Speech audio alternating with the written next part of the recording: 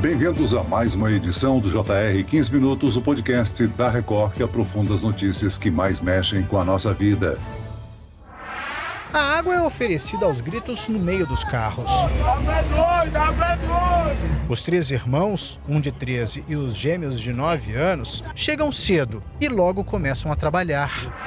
Apesar dos esforços para combater o trabalho infantil, ainda é possível ver diversas situações em que crianças e adolescentes estão trabalhando. Segundo o levantamento do Ministério Público do Trabalho, as denúncias de exploração do trabalho infantil aumentaram mais de 50% no último ano. Uma prática que, segundo especialistas, se intensifica durante o período de férias escolares. Por que as festas de fim de ano e o recesso agravam o risco de situações de trabalho infantil? E quais são os perigos do trabalho precoce? Estamos perto de sua erradicação? Como é que a sociedade pode contribuir no combate? O JR 15 Minutos de hoje esclarece essas e outras dúvidas com a Procuradora do Trabalho e coordenadora da Cordinfância, Coordenadoria de Combate à Exploração do Trabalho Infantil e do Adolescente, doutora Luísa Carvalho Rodrigues. Bem-vinda ao nosso podcast, doutora. Obrigada, estou muito feliz de estar aqui com vocês. E quem nos acompanha nessa entrevista é o repórter do Jornal da Record, Guilherme Mendes. Guilherme, para muitas crianças e adolescentes, o lazer e a diversão nas férias são substituídos pelo trabalho, não é mesmo? Olá, Celso, obrigado pelo convite. Oi, doutora Luísa. Sim, Celso, o Jornal da Record mostrou a situação desses três irmãos.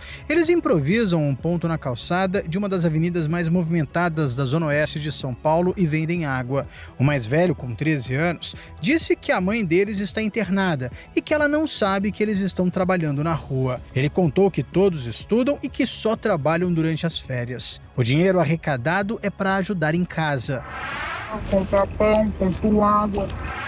Doutora Luísa, pode-se dizer que este é um exemplo do efeito das férias escolares sobre o trabalho infantil? Sim, infelizmente, nesse período de férias escolares, há um aumento na ocorrência do trabalho infantil. E isso acontece porque as crianças e os adolescentes estão fora da escola nesse período, né? Afinal de contas, o ano letivo se encerra e elas não têm como ir para a escola. Então, é importante ver a importância da escola nesse aspecto e da educação, porque a escola é um lugar de proteção, de garantia de direitos de crianças e adolescentes. E muitas vezes, se elas não têm esse local para ir, é onde elas aprendem, é onde muitas vezes elas se alimentam, né? Então, é um espaço de proteção e de realização de direitos e que, se elas não podem ir para a escola, muitas vezes elas acabam indo para situações que violam seus direitos, e dentre elas, o trabalho infantil, né, que viola direitos fundamentais de crianças e adolescentes, infelizmente. Então, nós precisamos pensar nesse período de maneira estratégica, como vamos combater o trabalho infantil também nesse período, né, de que forma garantir que essas crianças e adolescentes estejam protegidos. Elas precisam ter, né, seus direitos garantidos também nesse período. Agora, onde essas crianças trabalham com mais frequência, doutora Luísa? O que a fiscalização encontra? Existem inúmeras formas, assim, de trabalho infantil. Ele pode se expressar das mais diferentes formas. É importante a gente mencionar que, muito recentemente, em dezembro de 2023, foram divulgados dados atualizados da ocorrência do trabalho infantil, inclusive em quais setores econômicos ele mais acontece. Então, é muito comum o trabalho infantil nas ruas, o trabalho infantil nos comércios, na área de serviço, e nesse período de férias ele acontece muito mesmo nas ruas, nas praias, em rios, em embarcações, em locais em que há maior movimentação turística. Esses dados que foram anunciados e divulgados em dezembro do ano passado, relativos à pesquisa nacional do IBGE do período de 2019 a 2022, demonstram que houve um aumento do trabalho infantil de aproximadamente 7%. Isso reverte uma tendência de queda que a gente tinha em anos anteriores, o que é muito preocupante. Agora, essas atividades, é claro, oferecem riscos à saúde e ao desenvolvimento das nossas crianças e dos adolescentes. Muitos menores, por exemplo, trabalham no comércio ambulante. Parece uma atividade simples, mas ela apresenta riscos, não? Sim, essa atividade do comércio ambulante, quando acontece nas ruas, a criança ou o adolescente ficam expostos a diversos riscos, né? Possíveis repercussões na sua saúde. É importante a gente ter em mente que a criança e o adolescente ainda são pessoas em formação, que têm uma condição peculiar em desenvolvimento, então ainda não está totalmente formado. Então vai sofrer muito mais os impactos do trabalho do que uma pessoa adulta. Então, trabalhando nas ruas, por exemplo, essa criança está mais sujeita a abusos sexuais, a riscos de atropelamento, a sofrer com as intempéries, a exposição à chuva, ao sol, ao calor. Então, tudo isso expõe a criança a possíveis repercussões da sua saúde que podem ter efeitos para toda a sua vida, se é que não vai ceifá-la. Então, é muito preocupante. Quando é verão, quase não sobra espaço nos pontos turísticos, principalmente nos litorais. E é justamente nas aglomerações que estão as crianças e os adolescentes trabalhando. Áreas turísticas e de lazer concentram muito esse tipo de irregularidade?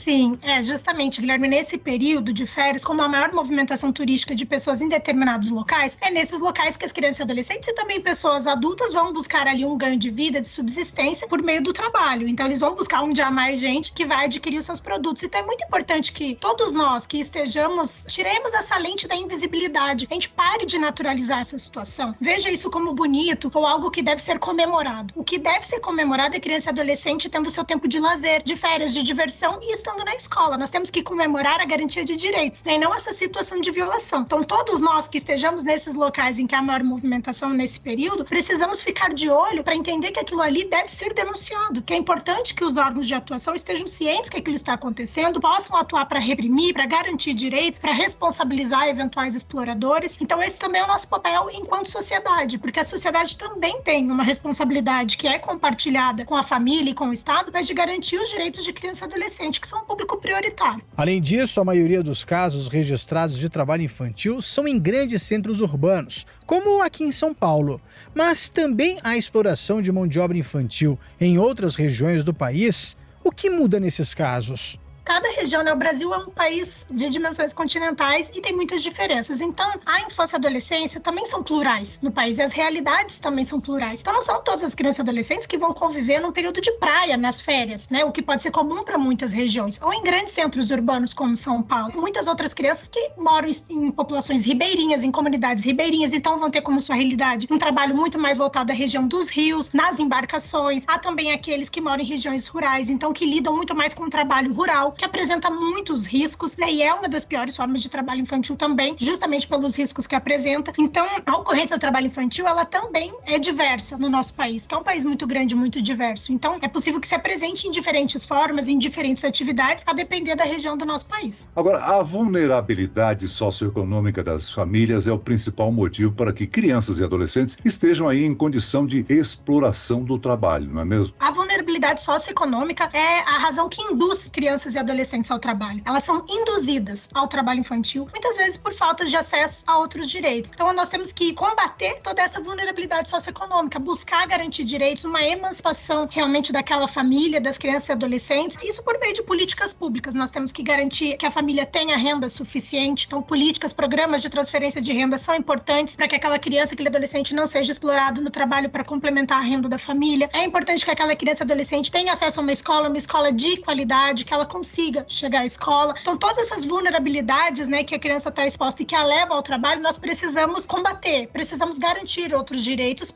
em contrapartida para que haja uma emancipação e a gente rompa com esse ciclo vicioso, porque o trabalho infantil gera um ciclo vicioso de pobreza também. Aquela criança e adolescente que entra precocemente no mundo do trabalho vai, muitas vezes, ou sair da escola ou ter um mau rendimento na escola, vai ser uma mão de obra pouco qualificada, vai entrar num subemprego mal remunerado e vai permanecer esse ciclo geracional. Agora, outra situação comum é o registro do trabalho precoce dentro de casa, né? Nas férias, isso pode aumentar também e se tornar mais frequente. A realização de tarefas domésticas pode configurar exploração, doutora? É possível que o trabalho infantil doméstico seja uma forma de trabalho, ela é diferente daqueles afazeres domésticos. Então é importante a gente entender que uma criança e um adolescente que começam a desenvolver a sua autonomia, a ter responsabilidades, a aprender a arrumar sua cama, organizar seus brinquedos, essas tarefas que sejam compatíveis com a sua faixa etária e que também contribuam para o desenvolvimento da sua autonomia e não prejudiquem nenhum outro direito, elas são permitidas, não são consideradas trabalho. Porém, a partir do momento em que essa criança, esse adolescente se coloca no lugar de um adulto, desenvolve tarefas com a responsabilidade de um adulto, tarefas que representem riscos para a sua saúde ou que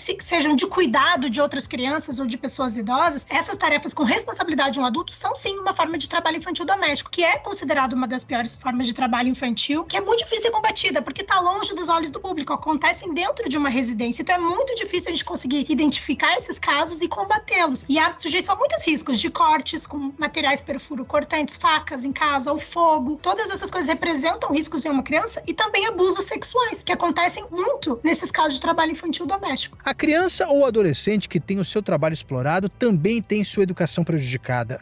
Ainda que alguns casos sejam registrados no período de férias escolares, esses dois assuntos têm relação direta, o trabalho infantil e a evasão escolar? Sim, é sabido que o trabalho infantil contribui para a evasão escolar, porque aquela criança, aquele adolescente que trabalha, ele vai começar a sentir os efeitos do trabalho. Afinal de contas, seu corpo ainda está em formação, então ele vai se sentir mais cansado, não vai ter um bom rendimento na escola. Isso vai desestimular a criança ou adolescente de continuar estudando, porque afinal de contas, eu não sei, eu não tenho inteligência suficiente, eu não tô indo bem, eu não tô aguentando, porque vira uma dupla jornada ali, escola e trabalho. Então isso vai sim, o trabalho infantil contribui para retirar a criança da escola. Muitas vezes os professores e as professoras nas escolas podem ser fortes aliados na identificação desses casos de trabalho infantil e pode vir encaminhar esse caso, inserir aquela criança, aquele adolescente em programas socioassistenciais, a sua família, né, olhando todo esse contexto para garantir que ele permaneça na escola, né, que é o lugar de criança. Na verdade, doutor, existe uma cultura de aceitação de trabalho infantil no Brasil, né? Algumas vezes até se valoriza como se ajudasse a moldar o caráter de crianças e adolescentes. O que os órgãos têm feito para mudar esse pensamento? Infelizmente, nós ainda temos muitos mitos no que diz respeito ao trabalho infantil, né? Acreditando que é melhor trabalhar do que estar fazendo outras coisas. Nós temos que esperar mais como sociedade, né? Nós temos que ansiar mais como sociedade. Então, os órgãos públicos, eles atuam especificamente para mudar essa mentalidade, tirar essa naturalização do trabalho infantil por meio de ações de mobilização e de campanhas, levar informação e sensibilização para a sociedade, né? Para que as nossas crianças e adolescentes tenham não só um futuro muito bom, mas também um presente muito bom, né? Porque tudo isso está relacionado.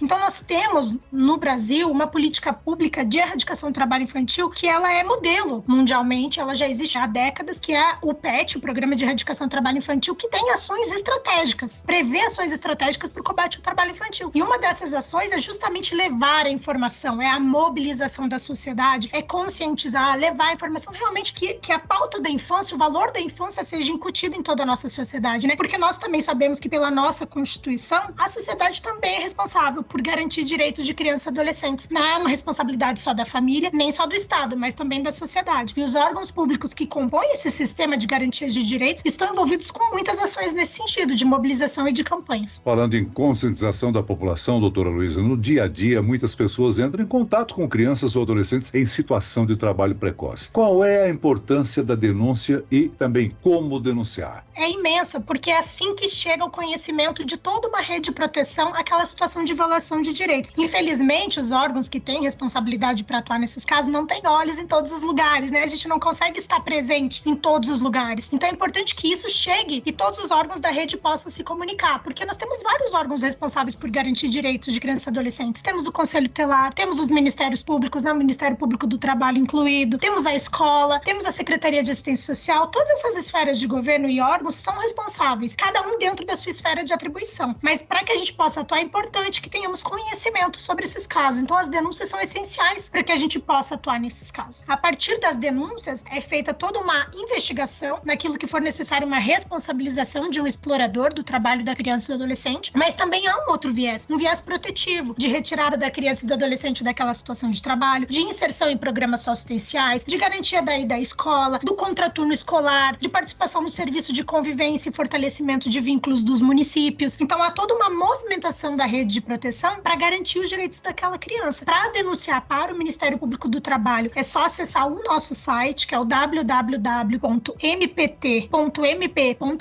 As denúncias podem ser sigilosas e também anônimas, então é resguardado para a pessoa que às vezes tem algum receio de denunciar. E também é possível fazer a denúncia pelo Disque 100 do governo federal, que qualquer violação a direito humano, incluindo violação de direito criança e adolescente, pode ser denunciado e aí é encaminhado a todos os órgãos da rede de proteção. Vez por outra, doutor, nos cruzamentos em São Paulo, a gente nota pais e mães com os filhos no colo pedindo dinheiro. Qual a atitude do Ministério do Trabalho com relação a isso? Muitas vezes nós temos uma tendência a culpar essa família, né?